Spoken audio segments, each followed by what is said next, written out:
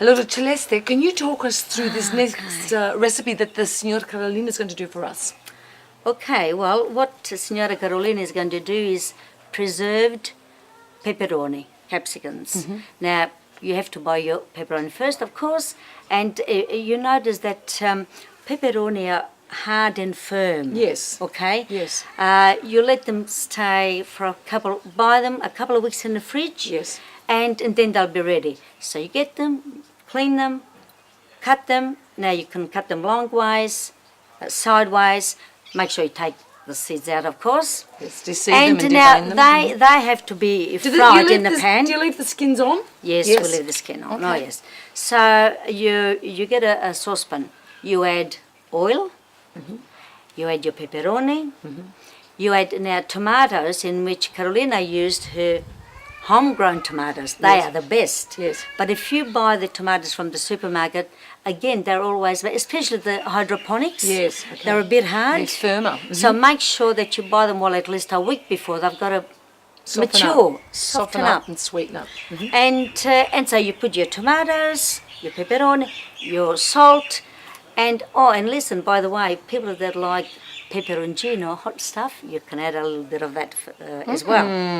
So once you put it into the big pot, keep stirring them until they soften. Do you season it with salt and pepper or not? Yes, not many people use the pepper, Okay. but a bit of hot chili or salt.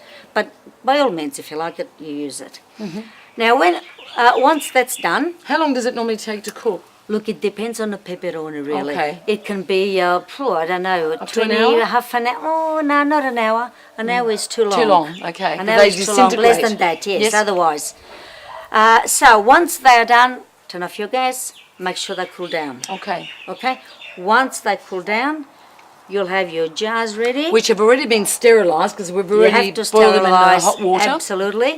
You have your jars ready. Yes. And you start, like Signora Carolina is going to show us, spooning in all this pepperoni. Right. Once they're all done, now you place them.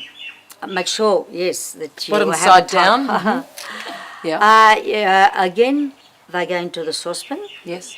And you place your jars. Now fill it up with water, not right to the top.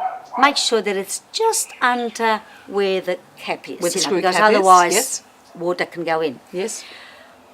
Put your gas on and make sure that they boil at least, for over 5 minutes if you want good results. Right. Okay. Okay? And once that's done, leave them there, wait till the water cools down, and then you can get them out. Take and them believe me, they will last for a few years. Not that people do these things to have them 3 or 4 years, but I guess the main thing that I must say with Italians preserving vegetables this way is that you can eat them when they are out of season. So well, absolutely. That was the ideas in olden days. That was the ideas. Yeah, yeah. Like you have the melanzane, the pepperoni, the zucchini. I mean, now they are here the whole year around. Yeah. But in those days, Wasn't like that. That's where the preserving Ideas came That's through. where the idea came in. There you go. Welcome to you, Molly. Welcome, Caterina. Thank you. And do you know, it's really funny because I want to ask you a question because once I met a guy called Bob and he became Umberto. Now, you and Molly, did you ever become an Emanuela or were you an Emanuela first? I was an Emanuela Tortoni first. And then Molly became I am easy? Molly. You mollied yourself. No, I didn't molly myself, but for some reasons the Emanuelas became Molly, Yeah. and the family started calling me Molly, and Yeah. then of course I married an Australian with the Yes. surname Collins, Yes, Jack, yeah. and I became Molly Collins. Yeah. But in actual fact, on my birth certificate, it is Emanuela Tortoni. And I want you to tell me, how did your mum say it, Molly? Molly. Molly. Molly. That's for Carolina at home. Yes. Now, let me ask you a question because your family, of course, hails from the San Marco area in Puglia, which is a place right in the middle of the mountains, yes? Correct. And your family came out in what year? in 1949. So one of the early One of the migrants. early, and when Mum and Dad came out to Australia, Yes. they were pregnant with me, and I was a fetus. Oh. And I was born in Australia 6 months after they arrived. Oh, Lord, isn't it? That's a lovely story. And, of course, they went up to New South Wales, didn't they? Correct, yes. That's where they... And then we moved to Melbourne. I think I was about 7 or 8. Right. And I guess your mother coming out as such a young woman, she would have been taking with her all the traditions of her hometown. That's what she would have known. Absolutely. And was she able to, I guess, progress that here in Australia? Yes, she was. And we had our grandmother as well, my grandparents as well. So the tradition was certainly here in Australia as well. And we've carried it on. Well, I've certainly carried it on. Yeah. I mean, food is passion and it's love to the Italians. It is, it You know, is. And you actually reminded me of something very funny earlier on when you were talking about when Italians say certain comments to you. Oh, yes. Look, if an Italian says to you, "Oh, you're not looking well," it means you've lost weight. But if an Italian says, "Oh, you're looking well," you rush home and go on a diet. And at what age would these Italians be? More elderly. 60, 70, 80, 90. Oh, my Lord. Now, of course, the one thing about Puglia, Molly, is that they have, in fact, I think they are the greatest producers of olive oil in Italy. Like, they put out huge amounts of it, and it is a very high-grade oil. And vegetables are big. Now, having said that, I guess that you, I guess because you've grown up here in Australia, you've probably maybe simplified certain things, but certainly the basic use of those ingredients is still very strong, yes? Oh, absolutely. Yes, that's right. Probably less salt. I used no salt, much to my mother's angst. Do you not salt pasta, water for pasta? Not for myself. Oh, I my don't. Lord, okay, you're a No, disgrace. not for myself, but certainly if They'll all be ringing in saying, she's a fake. Oh, dear. I don't. Yeah. I do use salt for certain dishes. Yes. You have to. But when I'm cooking for myself, I use absolutely no salt whatsoever. And if you I'm let the cooking ingredients for the speak for family, themselves. friends, yeah, exactly. But if I am cooking for other people, friends, family, certainly I do use a little salt. Yes, and you've got a very interesting history yourself, Molly, because I know that you have dribbled in hospitality in some very iconic places here in Melbourne. So have. you actually know, I guess, restaurant food, but of course your love and passion is the food of your home. Yes, So, yes. Look, when I was growing up, meat was not our main dish. No. It was always the side dish. Yes. We were brought up with legumes or pulses, Yes. as they're known, as well, and pasta, of course. Hence, from a very small age, I didn't eat meat, didn't like meat, and I've been a vegetarian for most of my life. Oh, okay. Yeah, and as you say, things like chickpeas or lentils, they become the heart of the meal. Yes. And you might supplement with some sautéed greens or whatever. Absolutely, yes. Yeah, so healthy way of living. Well, we're going to go into the kitchen and the wonderful Molly is going to take us through some of those beautiful recipes that I guess she's learnt from her mother, but also modified to a degree. Allora Molly, tell our viewers what our first dish is for tonight.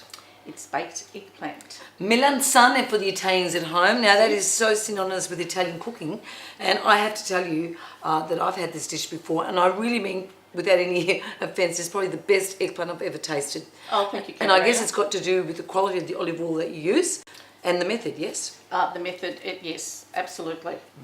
It's a quick dish. It's good for antipasto, or you can have it in a panini, or it keeps in the fridge for about 2 weeks because of the oil. Right, so a snack at any time. Anytime. It's All beautiful. right, let's go into the kitchen and see how Molly does this wonderful dish. Now, this is a baked eggplant dish that I'm about to make. And first of all, you take off the head, take it off and chop it a little bit, like so. And then you slice it up like medium size, not too thin, not too thick. Now the secret with this dish, there's two things that you need to remember that it's very important. One is to cook the eggplant for quite a while, an hour and a half. I know eggplants don't take long to cook. However, this dish, the flavour, the longer you cook it, the tastier it is. Put oil at the base of your dish because eggplants take up a lot of oil, and they're not very nice if they're dry. Rub it around like this, and then you layer them.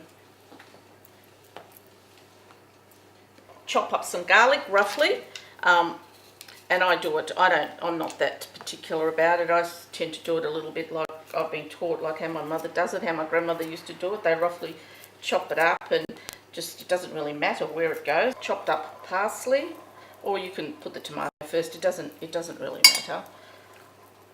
Then we put some salt, and I'm using grated pecorino cheese. Eggplant needs a lot of oil. This is very important because if the eggplant's dry, it won't be the same. So you don't saturate the eggplant, you do cover it.